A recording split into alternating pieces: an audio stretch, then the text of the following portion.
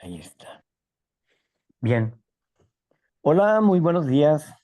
Mi nombre es Víctor Javier y estoy aquí para compartir con ustedes el libro dorado de los principios. ¿Y quién está como lector el día de hoy? Marla. Yo, así es. Marla. Está hoy Marla con nosotros y qué bendición que esté con nosotros Marla, como cualquier otra persona lectora, son bendiciones para nuestras vidas. Y bueno, vamos con el libro dorado de los principios.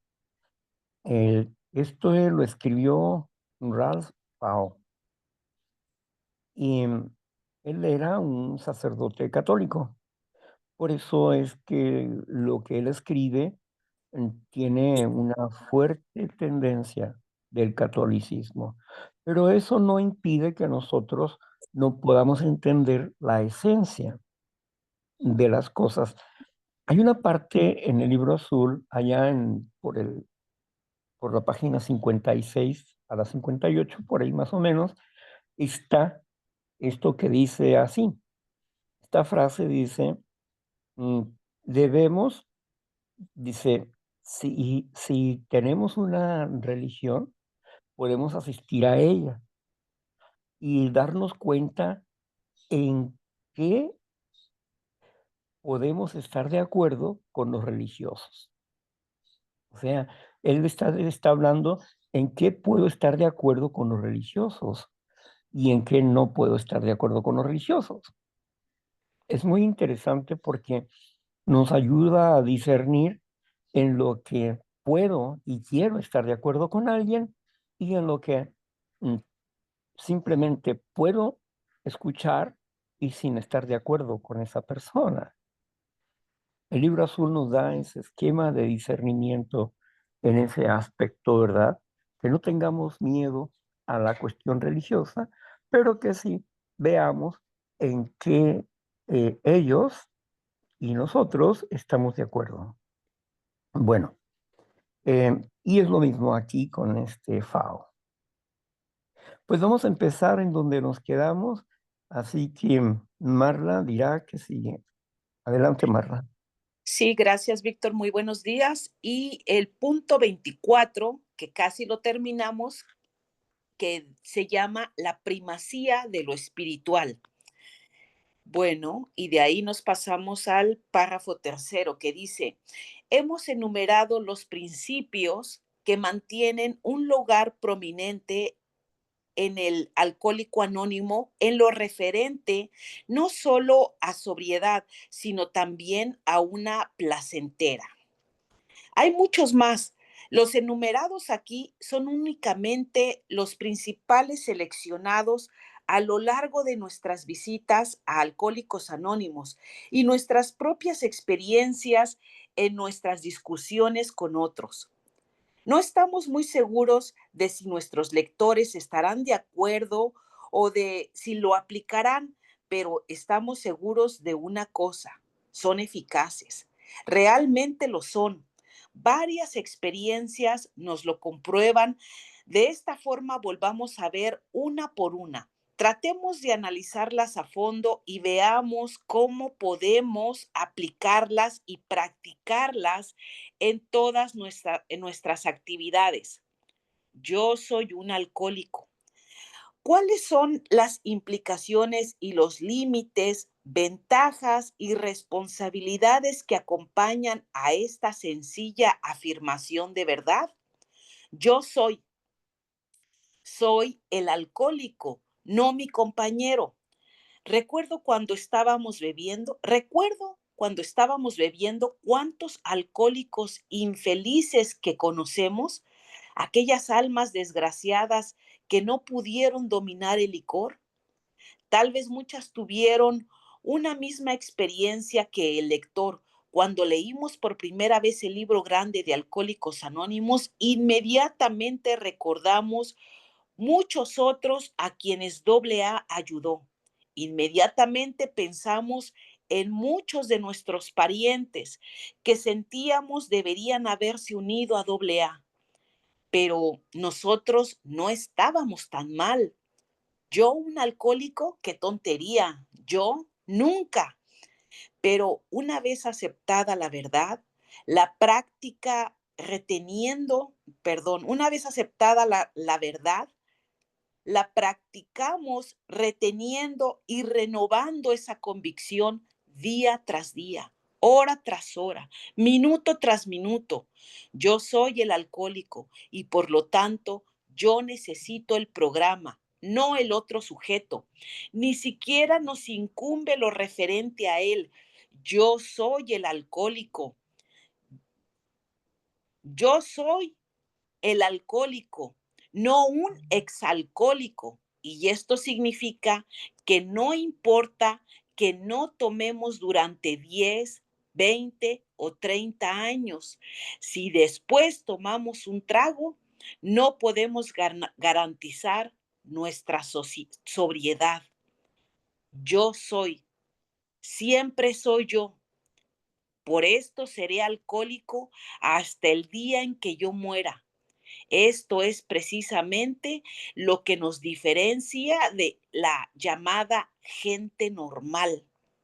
A pesar de que a menudo nos preguntamos quién es quién, pero fuera del programa, sobre el alcohólico mismo, como lo mencionamos anteriormente, no hay diferencia entre alcohólico y su compañero no alcohólico. Un experimento muy interesante para probar esto se puede hacer en cualquier multitud mezclada de alcohólicos y no alcohólicos. Tratemos de distinguirlos en esa multitud. Si no los puede oler, no los podrá identificar. Yo soy un alcohólico y tomamos este principio en toda su verdad en lo referente a lo que realmente es un alcohólico, no necesariamente un degenerado moral, ni un borracho voluntario, ni aún un excesivo bebedor, sino un alcohólico con el factor compulsivo de beber. Es precisamente esta compulsión lo que marca la diferencia. En consecuencia, un alcohólico está enfermo, terriblemente enfermo física, mental y espiritualmente. En consecuencia, debemos aceptar el término en todas sus connotaciones. Si alguna vez vamos a practicar este principio con sus límites, nunca tomar un trago, debemos evitar ciertos aspectos en el orden emocional y mental. Y con sus ventajas hay muchas. La principal entre ellas, el hecho de que Dios nos ha dotado la capacidad de establecer un contacto de confianza con otro alcohólico, algo que se da muy poco y es raro entre los no alcohólicos, y con sus responsabilidades, particularmente evitar aquello que podría causar la pérdida de nuestra sobriedad y el dar nuestra sobriedad a otro alcohólico. Ahora, apliquemos y practiquemos este principio en todas nuestras actividades. Muchos en AA se inclinan a pensar que este principio necesita aceptación solo una vez, pero sentimos que deberíamos tratar de mostrar cómo debe practicarse día tras día, hora tras hora, minuto tras minuto, en todas nuestras actividades. Ahí termina el punto.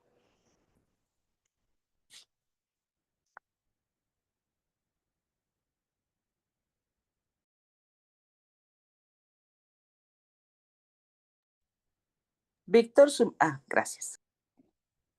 Bien, yo soy un alcohólico. Dice así el primer paso de Alcohólicos Anónimos. Admitimos que éramos impotentes ante el alcohol y por eso dicen, yo soy un alcohólico. ¿Quién es un alcohólico y por qué? Bueno, es una persona que tiene una alergia física, una obsesión y una compulsión por continuar bebiendo. Por lo tanto, esa alergia siempre va a estar con él. y toda la vida va a ser alérgico.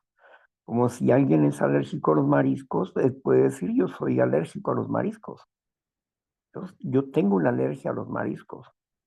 Yo tengo una alergia a las nueces. Yo tengo una alergia a la leche, a la lactosa, ¿verdad? Y siempre va a tener esa alergia. Nunca se la va a quitar. Siempre la va a tener. Y tienen que tener cuidado de no consumir eso. ¿Por qué? Porque tiene una alergia. Entonces, cuando el enfermo adicto al alcohol admite que es un alcohólico, yo soy un alcohólico, está haciendo referencia a que ha reconocido su debilidad y que por lo tanto reconoce su alergia física y su obsesión y compulsión mental. En esto está afirmando que él tiene una enfermedad y que por lo tanto debe de ser abstinente y siempre será un alcohólico. Pero, ¿qué implicaciones están en yo soy un alcohólico? Aquí Fao nos hace la cuestión de personalizarnos ante la multitud y decir, bueno, pues yo soy alcohólico, me identifico con los alcohólicos abstemios.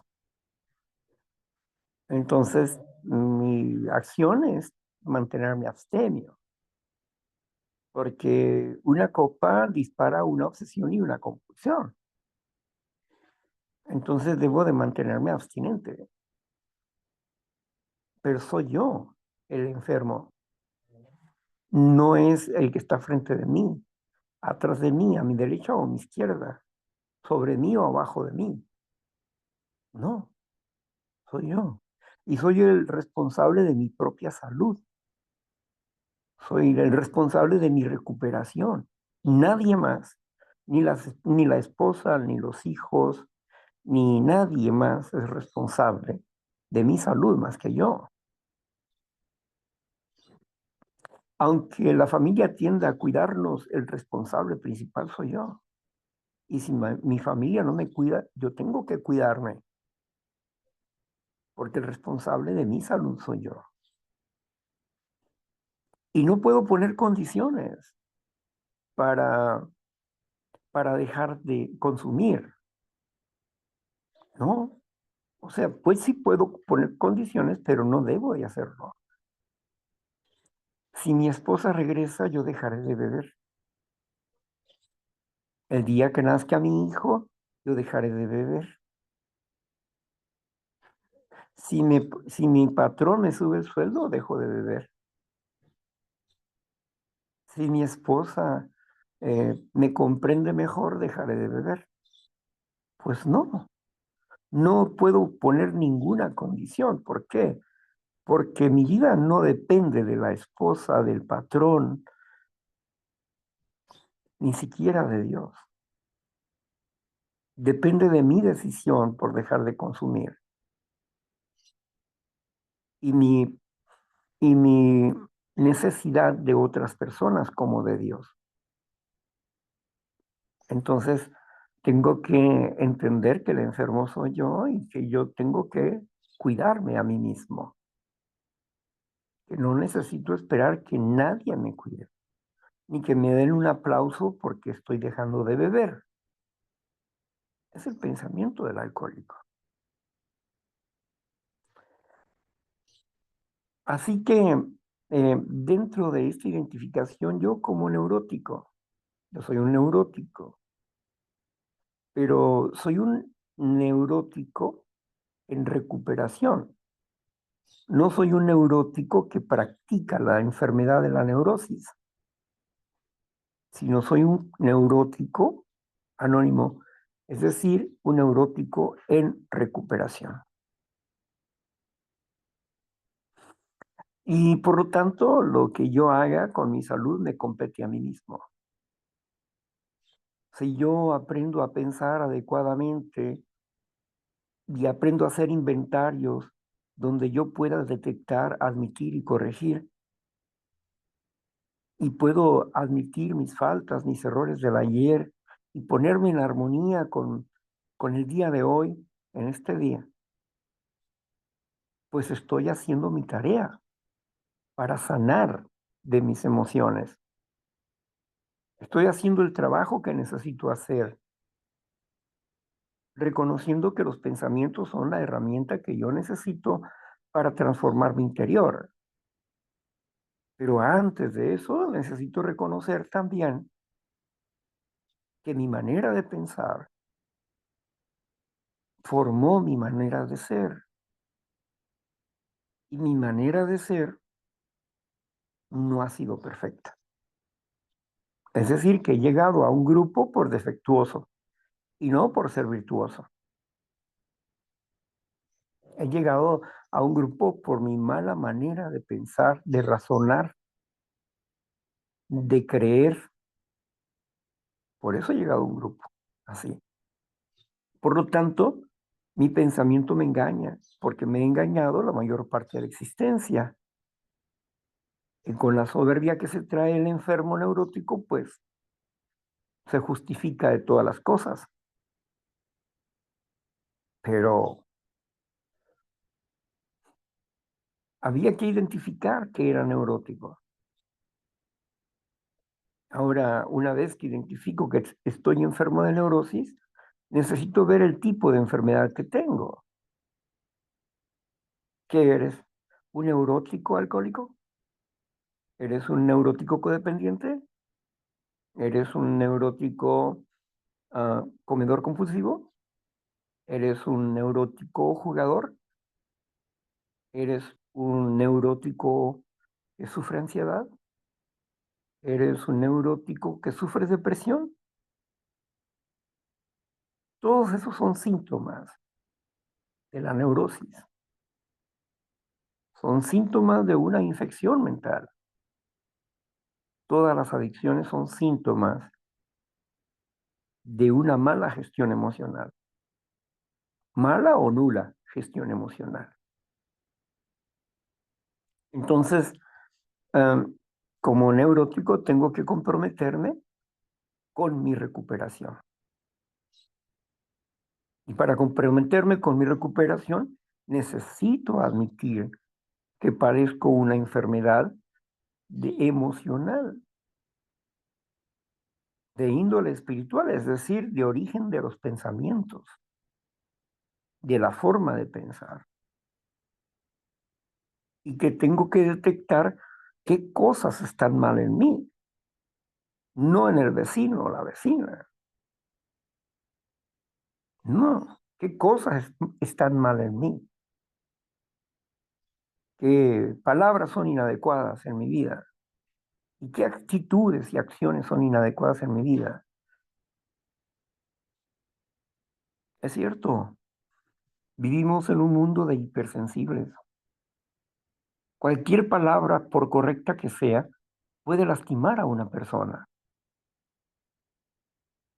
Como aquella persona que llegó y le explicaba a su compadre: ay, compadre, yo me enojé mucho con Remigio, compadre. ¿Pero por qué, compadre? ¿Por qué se enojó con Remigio? Pues, no, compadre, es que llegó y me dijo que yo era un hijo de mi mamá y también me dijo que yo era un tonto, que yo era un estúpido, ¿verdad? Pero cuando ya no lo aguanté, es cuando dijo: y este indebido. Cuando dijo eso, entonces ya no lo soporté. Fue la peor ofensa que me pudo haber hecho, ¿verdad? ¿Qué estaba diciendo, no? La persona que lo habían ofendido, que había aguantado, pero cuando le dijeron individuo, y este individuo, entonces ya no lo aguantó. Sí. Tenemos cambiado los cables. A lo bueno le llamamos malo y a lo malo le llamamos bueno. Necesitamos aprender a llamarle a lo bueno bueno y a lo malo malo. Y para reconocer lo que está mal en nosotros, pues necesitamos reconocernos como enfermos emocionales. ¿Por qué el programa se nos presenta con 7 máscaras? ¿Y por qué al alcohólico se le presenta con 7 defectos de carácter? Porque algunos de los defectos de carácter están en nuestras máscaras, como la ira y el defecto de carácter, señalando que si los amalgamamos los defectos de carácter como las máscaras, vendrán a ser síntomas de la enfermedad: ansiedad, preocupación, miedo, celos, ira, mm, angustia, codicia o avaricia. Codicia, avaricia, gula, soberbia, lujuria. Todos esos son síntomas de una enfermedad, de una distorsión mental. ¿Sí? Habíamos torcido nuestras mentes. Nuestras mentes venían torcidas. Necesitábamos que limpiar nuestros pensamientos para poder obtener un nuevo concepto de vida, un nuevo principio de vida, y así generar nuevas actitudes. Teníamos que aprender a hacerlo. Teníamos que aprender a funcionar diferente. Si queríamos desarrollar la salud mental, emocional, pero no podíamos ocuparnos de nosotros si no estábamos seguros. Hay quienes dicen, las afirmaciones. No digas alcohólico porque eso te genera más enfermedad. O no digas neurótico porque eso te genera más enfermedad. O no digas codependiente, soy codependiente porque te genera más enfermedad. No, eso depende del ángulo que lo estés viendo. Porque si yo digo que soy alcohólico porque busco la recuperación, entonces quiere decir que soy un alcohólico abstemio. Pero que si yo soy un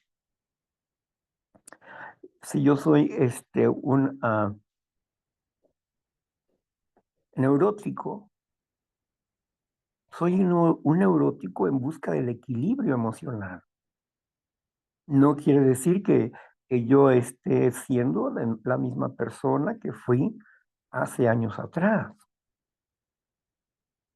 El compromiso es sumarse a la recuperación. Pero si dice que es neurótico para permanecer enfermo, pues allá él, ¿no? Como una persona que dice que es diabético, pero que él no va a entrar en ninguna dieta de ninguna índole. Y al rato lo vemos con graves problemas, con graves problemas físicos y emocionales, porque no se cuidó. Lo mismo sucede con el enfermo que acepta ser un enfermo, pero que no entra a la recuperación. La enfermedad sigue avanzando. La enfermedad no para. Es artificiosa, poderosa y burlona. Así que no se trata de aceptar una sola vez que soy un enfermo neurótico. Tengo que reconocerlo en todo mi camino. Aunque internamente lo reconozca y no tengo que andarlo anunciando al mundo. Pero sí me identifico cuando llego a un grupo de neuróticos anónimos y digo, mi nombre es Víctor, soy neurótico. ¿Ok? O sea, soy igual que ustedes. Estoy tan enfermo como ustedes. Me identifico en la enfermedad, pero también me identifico en la salud emocional.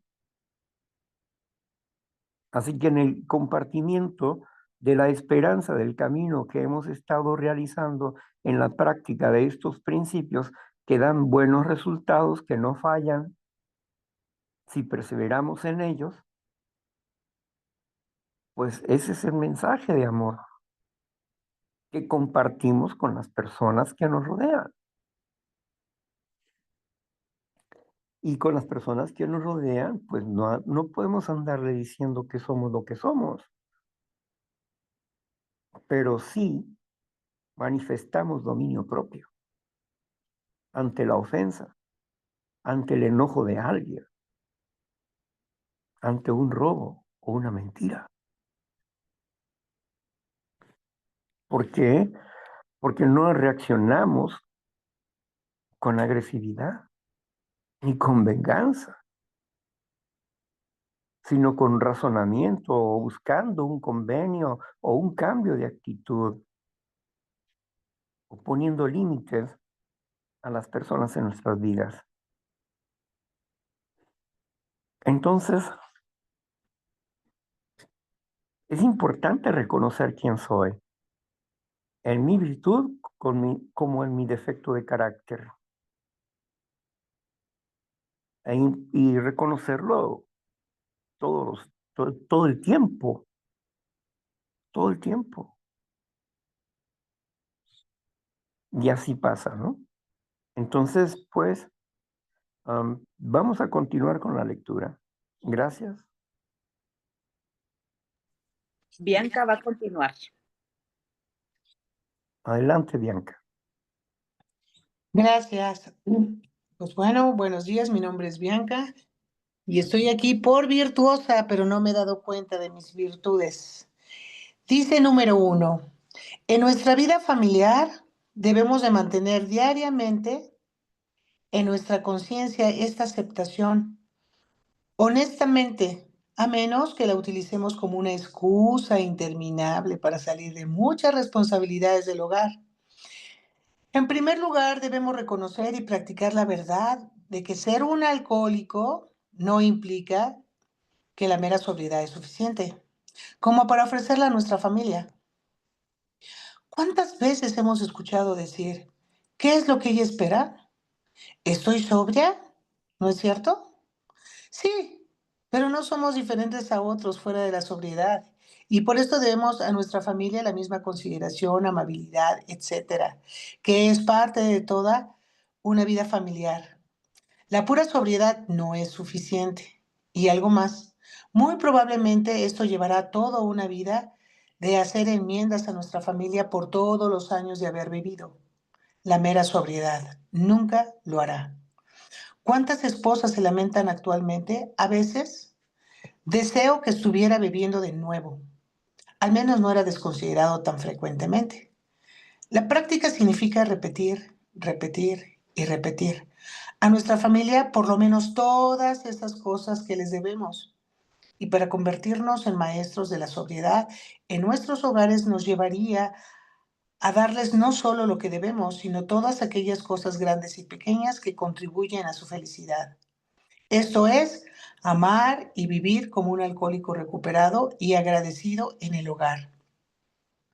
Practicar este principio en el hogar también nos llevará a estar conscientes de la verdad de la disyuntiva sobre si debemos de guardar y o servir licor en nuestro hogar a otros.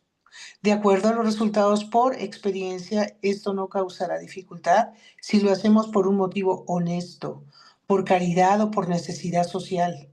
Únicamente cuando lo hacemos es porque jugar con la presencia del licor o tenerlo a nuestro alrededor para nosotros mismos y otros que no bebamos nada, para construir nuestra fuerza de voluntad que provoca problemas. Finalmente, practicar esto en el hogar no significa ni esconder el hecho de que somos alcohólicos, ni jactarse de esto. Únicamente estar humildemente agradecidos. Listo.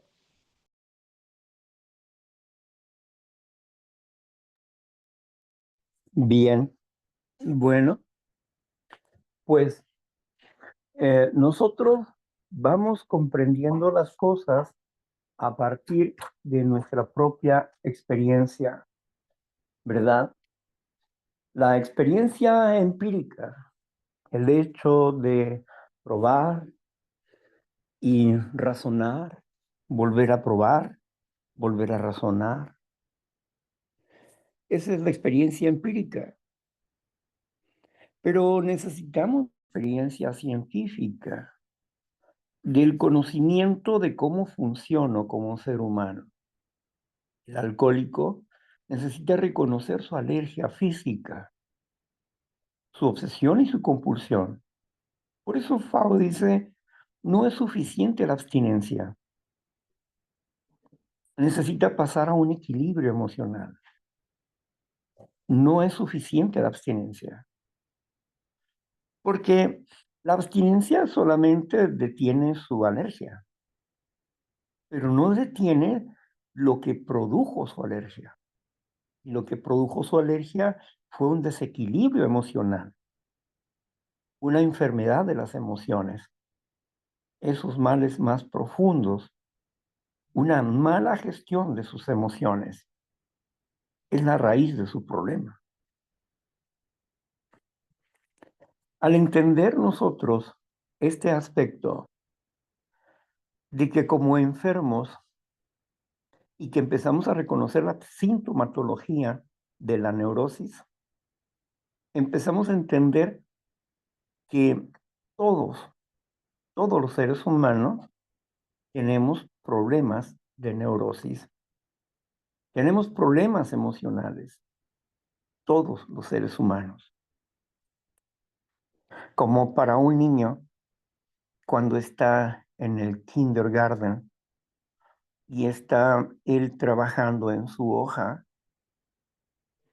una hoja que tiene un dibujo y él necesita ponerle color alrededor o rellenar el dibujo. Entonces el niño está tratando de aprender un equilibrio para rellenar solo dentro de la línea su color. Pero está él metido en su trabajo y de pronto se le rompe su lápiz, su color o su crayón, la punta del color o la punta del crayón. Y eso es un verdadero problema para él. Entonces el niño grita o llora o va corriendo con la maestra o el maestro para decirle, mira, mi crayón ya no tiene punta. Entonces busca a alguien que le resuelva el problema, porque él no sabe cómo resolverlo aún. Pero cuando ya se arregla eso, él continúa con su trabajo. Los problemas emocionales comienzan en la primera etapa de nuestra vida, cuando aún no somos funcionales. Y no somos funcionales en el sentido de la sociabilidad y en el sentido de la autoprotección, no razonablemente, sino actuamos por instinto, actuamos por emociones, ni siquiera actuamos por razonamiento, sino por emociones. El cerebro está absorbiendo emociones y generando sentimientos de diversos, pero aún no llega el lenguaje escrito y hablado. Para eso tienen que vivir un proceso y aprender a razonar y a comunicarse. Y dentro de ese proceso de inocencia está aprendiendo cosas que posteriormente le van a obstruir la vida. ¿Por qué? Porque él nunca gestionó sus emociones, ni sus instintos gestionaban sus emociones. Si las gestionaban, no eran las adecuadas. Los valores de las caricias que se le daban, no podía valorarlos si eran morales o inmorales, si eran correctas o incorrectas. no podía valorar nada el infante. Desde ese momento el instinto empezó a desviarse. No había una educación emocional. Estaba viendo absorción de emociones, intención, conocimiento de la emoción. No había una definición de deseo, de instinto, de emoción, de pensamiento, de sentimientos, o de memorias, o memorias reactivas. No había nada de eso. Así es que no podíamos gestionar nuestras emociones. Y obviamente que cuando fuimos niños más grandes, de 8 a 13 años, a 15 años, tampoco. Tampoco ni entendíamos ni conocíamos nada de eso. Vivíamos dentro de una rebelión. Éramos por naturaleza hijos de la ira. Todos, borrachos y no borrachos, adictos a las drogas o no adictos a las drogas. Todos teníamos problemas emocionales. Y esos problemas emocionales pues nos llevaron a probar las drogas. El alcohol, una de las drogas más comunes. Y también la comida se volvió una droga para el comedor compulsivo. Y para otros, su codependencia. Y así, cada uno, por una mala gestión emocional, llegó a ser lo que ahora está viviendo como una adicción. Y algunas se convirtieron en alergias y otras se convirtieron en adicciones. Porque nos volvimos esclavos de nuestros defectos de carácter. ¿Qué es lo que dice uno de los defectos de carácter del alcohólico? Dice ira. ¿Y qué es la ira? Es una emoción destructiva. La ira es una emoción destructiva. Y en ella no hay nada bueno. Y bueno, ¿y qué más? Soberbia. Porque ahí no dice que la soberbia llegó por el alcohol. No. Un defecto de carácter es la soberbia. El no saber ser humildes. Ese es un defecto de carácter. Y cuando está hablando de defecto de carácter, está hablando de una mala gestión emocional. Entonces, ¿cuál era el origen de estas enfermedades? Pues la neurosis es el origen, la falta de gestión emocional. Es el origen.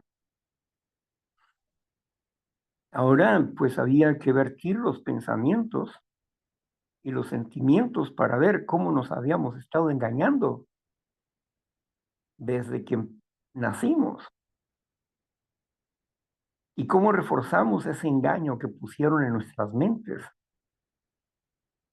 Las ideas inadecuadas que pusieron los padres, los amigos, la sociedad que nos rodeaba en nuestras mentes cuando aún éramos inocentes y no sabíamos razonar adecuadamente, ni teníamos un sano juicio. No podíamos tener sano juicio.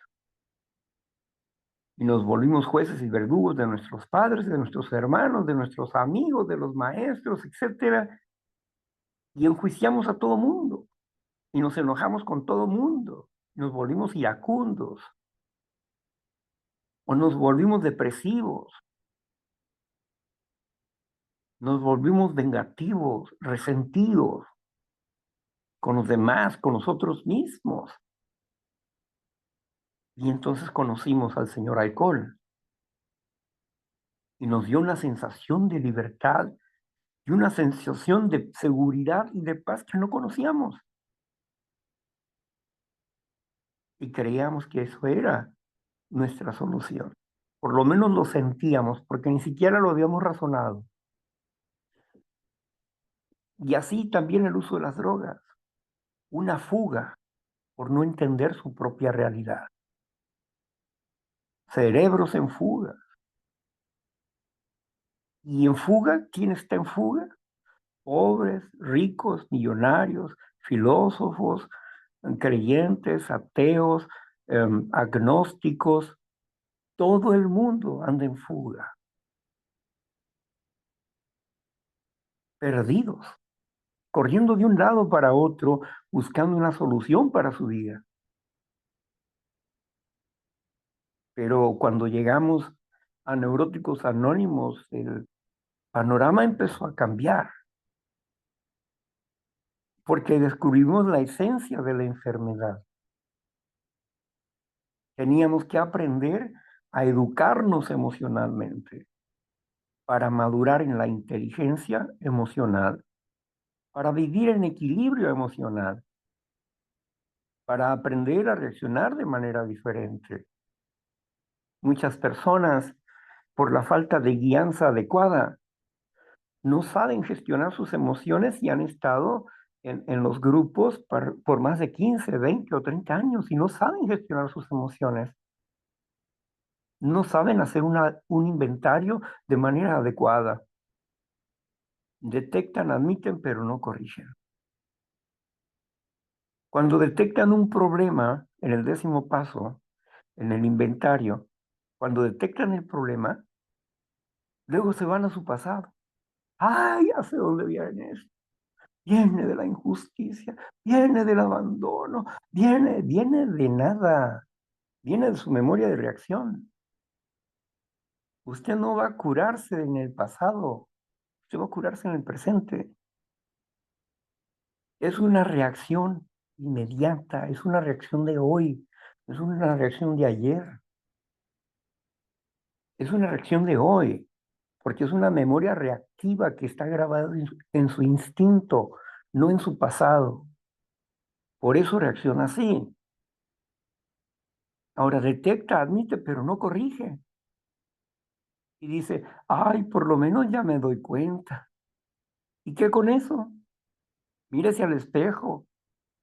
Si está llena de suciedad su cara, está llena de suciedad. Mírese al espejo y con solo mirarse se la va a quitar. Se va a quitar la suciedad que tiene en su cara solo con mirarse.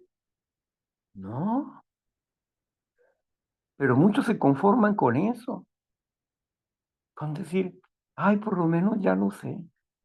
¿Y qué ganas con eso si sigues enfermo y tu enfermedad sigue creciendo?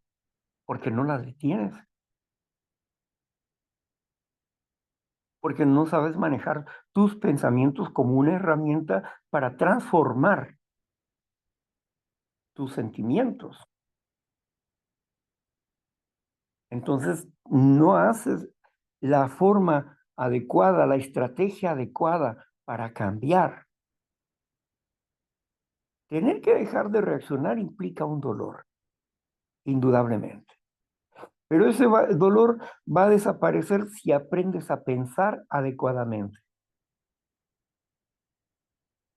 Si no, porque hay gente que nada más se abstiene, pero vive en una frustración constante porque se abstiene y se va llenando de emociones y emociones y emociones hasta como una olla express que está tapada, ¡pum!, revienta.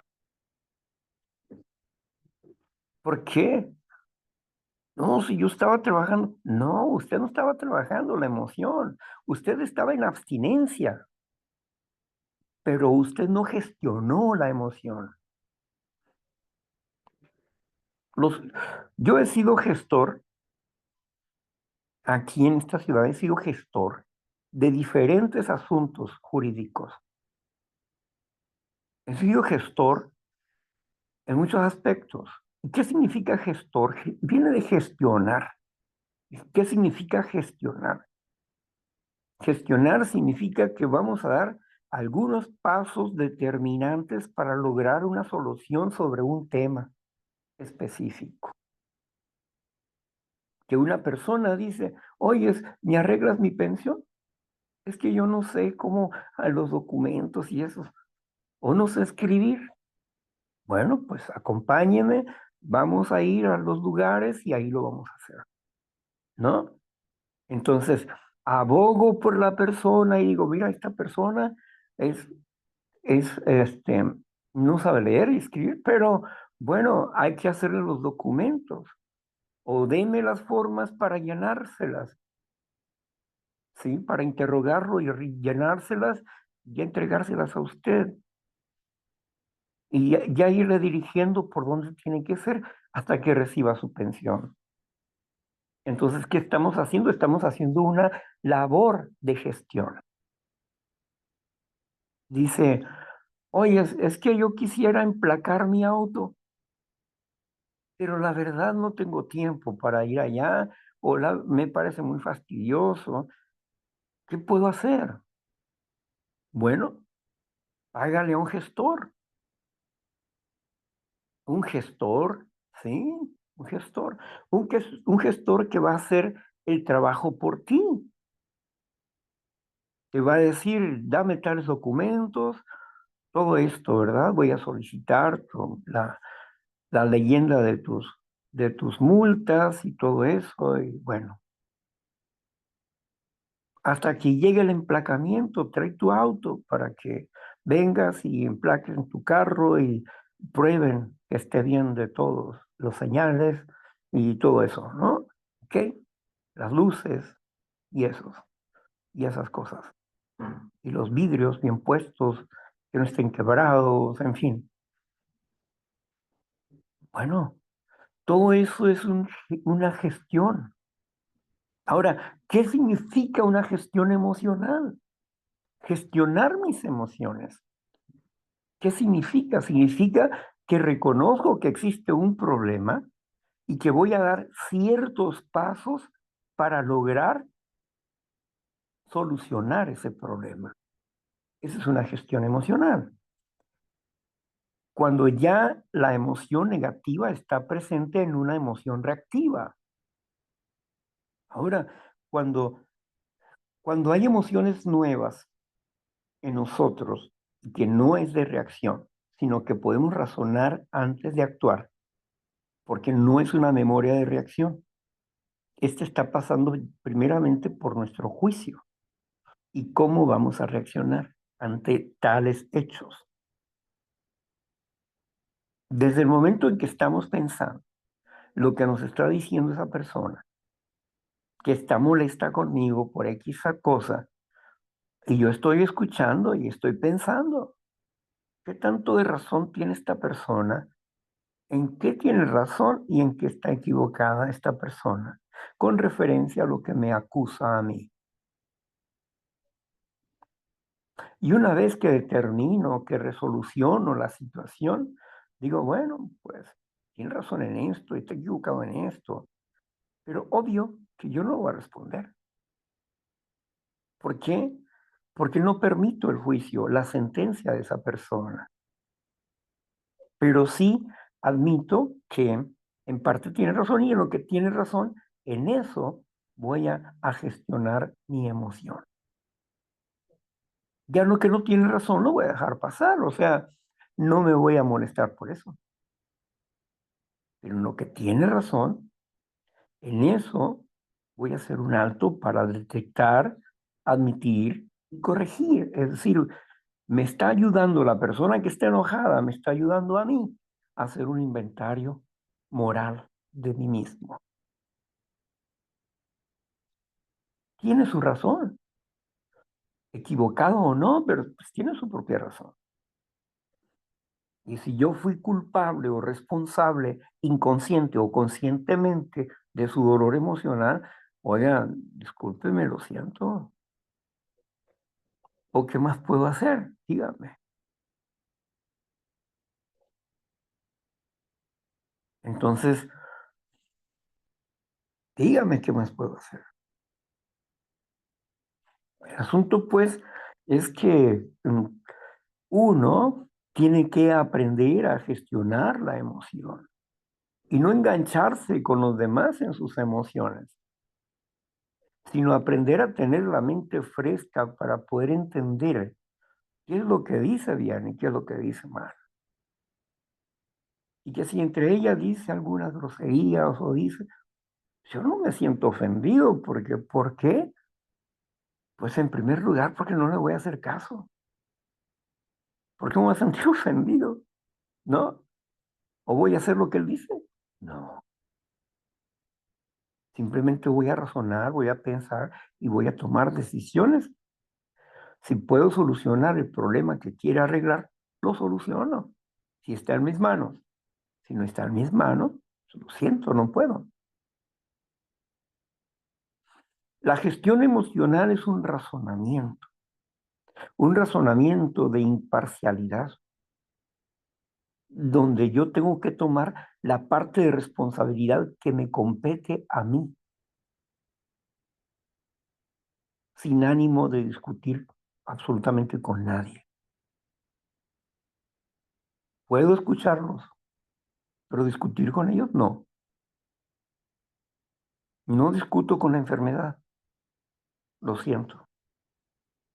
Discuto con el que quiere, con el que quiere gestionar junto conmigo una emoción. Eso es diferente. ¿Por qué? Porque estamos proponiendo un comportamiento mutuo dentro de un convenio, dentro de un campo conveniente para ti y para mí, para poder estar en paz juntos, pero en paz. Pero el que busca la guerra conmigo solamente va a encontrar la paz. Entonces, ¿de qué estamos hablando? Estamos hablando de aprender a razonar, a ser juiciosos, a tener sano juicio, a no dejarse llevar por un dolor emocional. Ay, es que me tocó la herida de esto. No te tocó nada. Te tocó tu hipersensibilidad. Te tocó tu pensamiento infantil distorsionado. Está grabado en tu instinto natural. Tu memoria infantil de reacción. Eso fue lo que te tocó.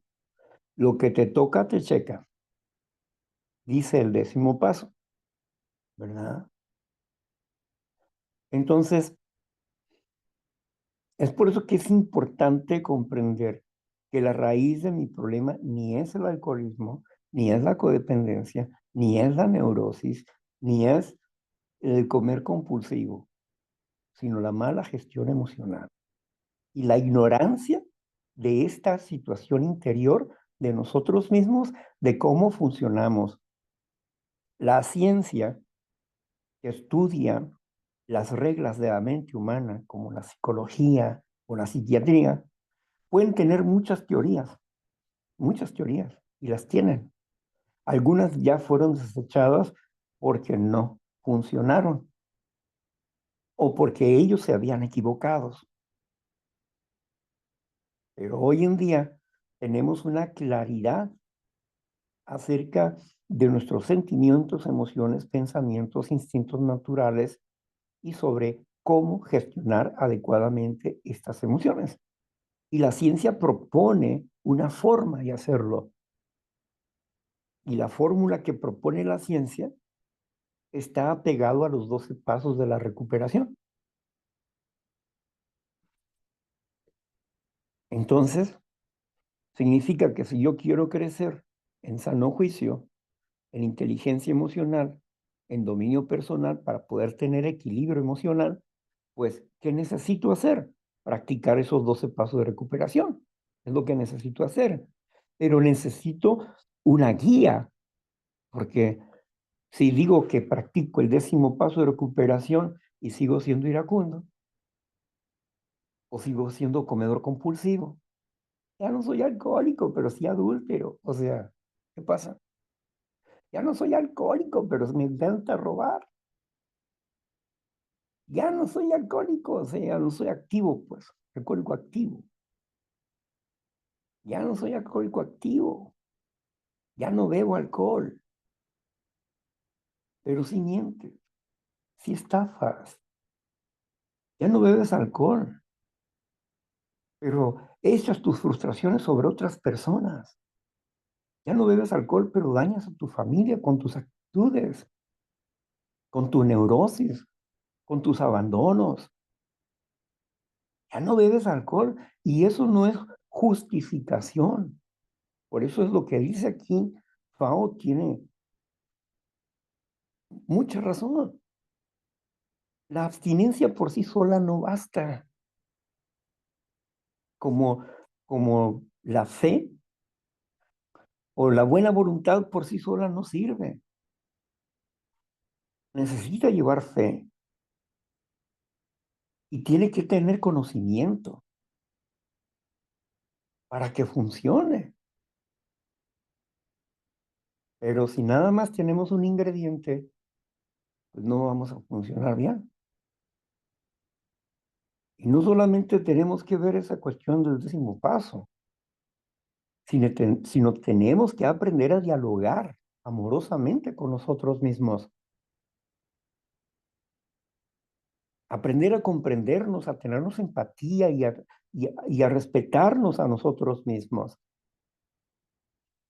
Y aceptar nuestros errores y decir, basta, hasta aquí, ya, está bien. Pero si no nos esforzamos por transformarnos, por cambiar, por corregir principalmente, porque es fácil detectar el problema, es fácil admitirlo, pero lo que no es fácil es resolverlo, corregirlo. Eso es lo que no es fácil. Y por eso muchos corren al pasado. ¿Qué van a hacer en el pasado? ¿Se van a ocultar del presente? Es en el presente donde tienes que arreglar tus cosas. Y por eso sufren, porque no han aprendido a razonar en base a principios espirituales, sino siguen razonando conforme a sus propios deseos, anhelos, sentimientos, emociones antiguas. No las han cambiado, siguen estando ahí iguales. Y aquí el punto es esforzarnos por llegar a conocernos realmente a nosotros mismos. ¿Cómo funciono? ¿Cómo funciono? Es una cosa. Y otra cosa es lo que es hecho. ¿Por qué he hecho lo que he hecho? Porque no sé cómo funciono, no sé cómo manejarme, no sé cómo manipularme mis emociones de manera adecuada. No sé cómo funciono internamente. No entiendo de las facultades mentales, no entiendo de los departamentos de mi vida, de mi economía integral. No entiendo de eso.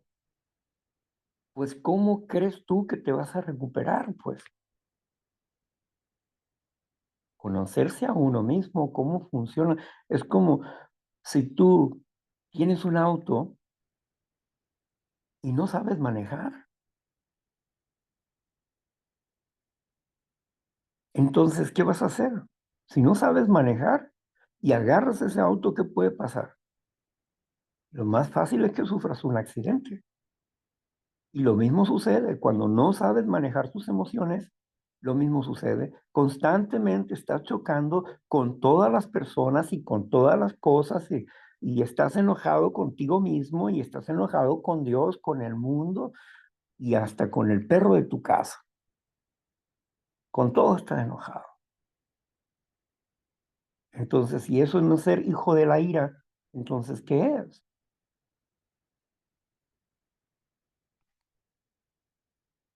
Así que excusarnos de que solamente soy un alcohólico y no entender que su borrachera emocional no es más que la enfermedad de las emociones, la neurosis.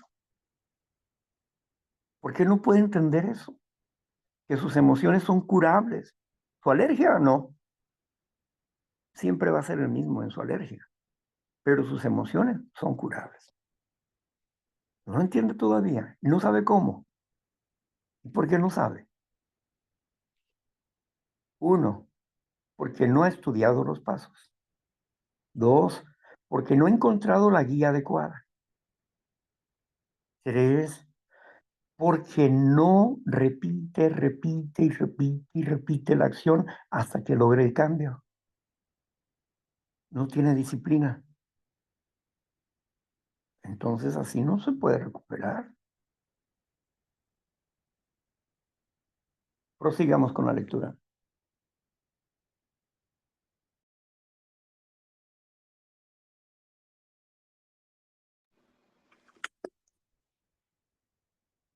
Muy bien.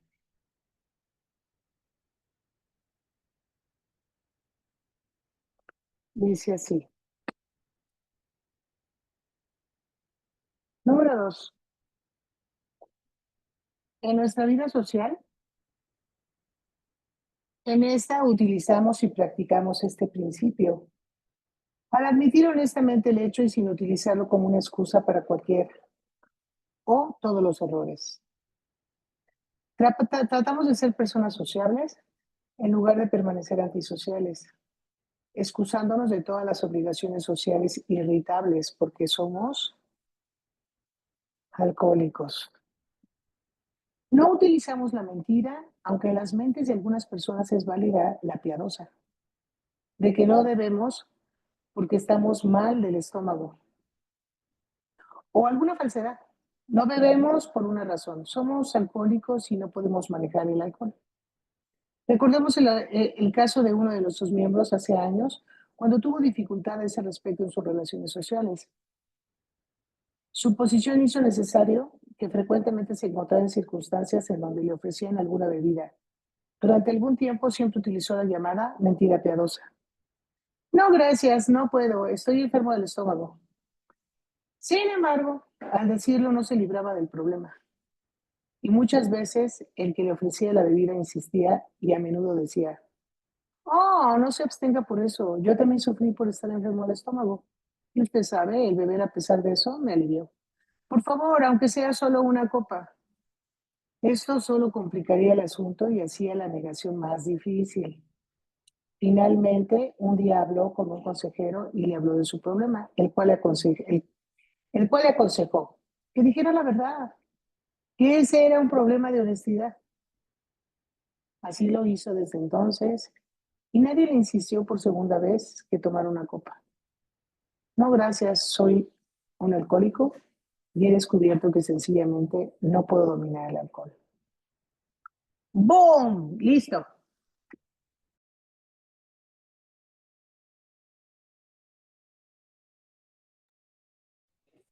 Ese pasaje me hace recordar un trabajo. Trabajábamos eventualmente para uno de los gobiernos de aquí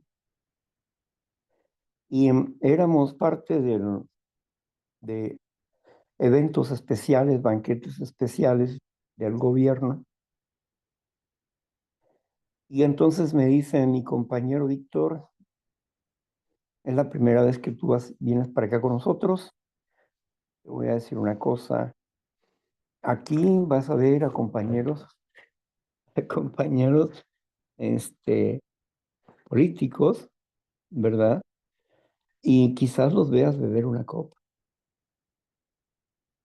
Nada más te pido que guardes el anonimato. Pues está bien, ¿no? Está bien. Y en algún momento un compañero compartía y decía, oyes, ¿sabes qué sucedió? Que llegué a una festividad y resulta que me invitaban a una copa. Y yo les iba a decir que no, porque tengo una alergia física y eso. Pero alguien dijo, dentro del montón que estaban ahí de los amigos, dice, no, no, no, a él no le den ni una copa porque le hace daño. Él no debe de tomar nada. Así. Entonces me enojé y dije yo, bueno, ¿y este por qué va a tomar una decisión por mí? Préstame una copa para acá. Y terminé borracho, dijo, ¿no? Bueno, cómo a veces nos traiciona, ¿verdad? el orgullo.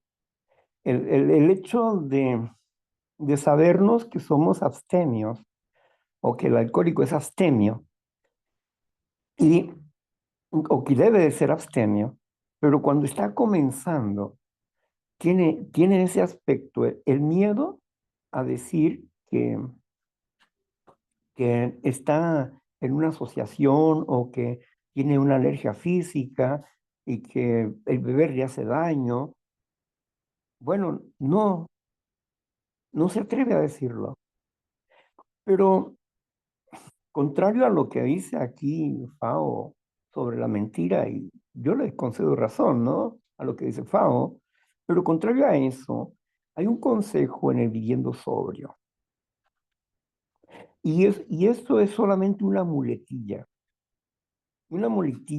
para evitar que las personas le quieran obligar a beber de alguna manera.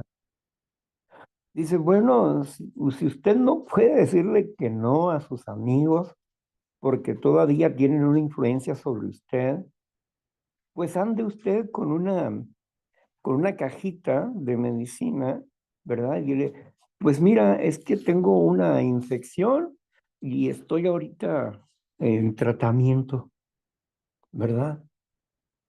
Y le enseñas la medicina. Y es posible que así se calmen, ¿no? Pero también está el consejo en el viviendo sobrio que dice, es preferible que no te acerques a tus amigos. Si tú hace poco que has llegado, que estás alejándote de las drogas, del alcohol, pues es mejor que no te acerques a tus amigos, los que consumen,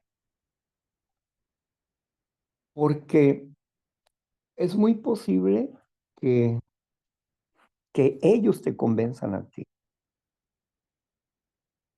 y no tú a ellos.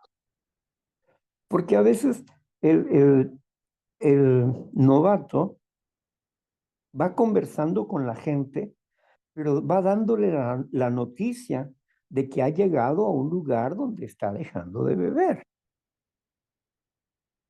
Pero, pero esa es la noticia, no es el mensaje, porque él todavía está débil en su situación de no beber.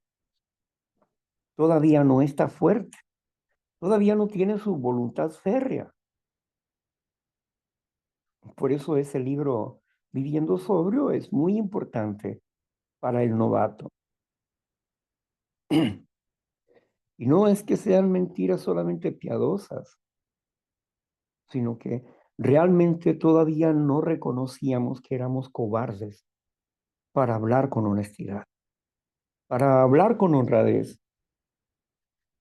Si hablamos con honradez es porque ya tenemos algún tiempo dentro del programa de recuperación y estamos practicando el programa. Pero, pero recientemente no podíamos ser honestos o directos con las cosas porque no estábamos seguros de lo que decíamos. No teníamos la experiencia ni la práctica. Vivíamos inseguros. Por eso es para nosotros importante liberarnos del autoengaño, de ese autoengaño que hemos generado desde la infancia y que aún traemos con nosotros, porque algunas veces seguimos siendo cobardes para hablar con la verdad.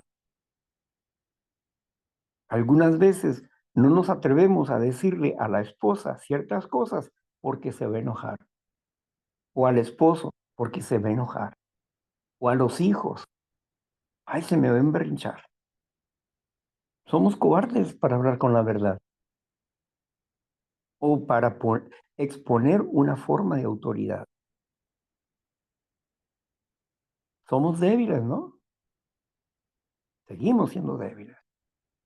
Algunas veces somos tan débiles en nuestras decisiones que deberíamos de separarnos de una persona que nos está haciendo mal. Pero en vez de eso, le aguantamos, esperando que un milagro circunstancial llegue y rompa este matrimonio. Y ninguno de los dos se atreve a romper.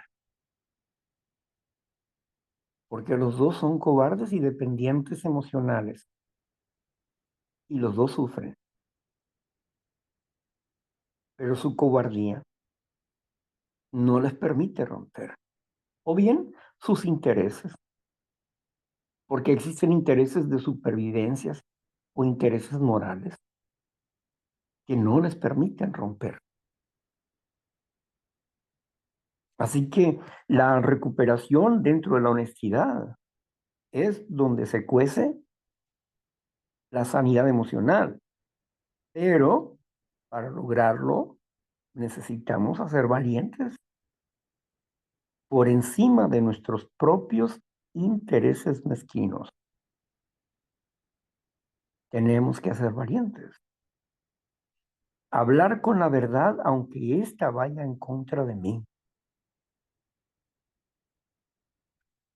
Ese es el asunto, ¿verdad?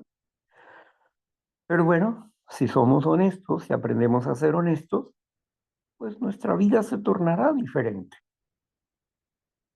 Estaremos sanando emocionalmente. Bueno, quiero entender aquí qué son las... Bueno, ya es tiempo. Bueno, pues hasta aquí llegamos, Bianca. Vamos a pasar al siguiente, a la siguiente parte del programa, Claro que que es sí, donde... Víctor, con mucho gusto. Gracias, Bianca, por tu lectura y gracias a Marla por iniciar. Vamos a pasar a este punto donde ustedes nos regalan su opinión, su parecer, su experiencia, donde ustedes intercambian su experiencia con nosotros, o bien si tienen algunas preguntas que hacer, pues háganla con toda libertad y veremos cómo podemos responder. Bien, voy a cerrar la grabación para que ustedes... se me murió esto. ¿Qué cosas? Vamos a ver. ¿Dónde está? ¿Dónde está? ¿Dónde está?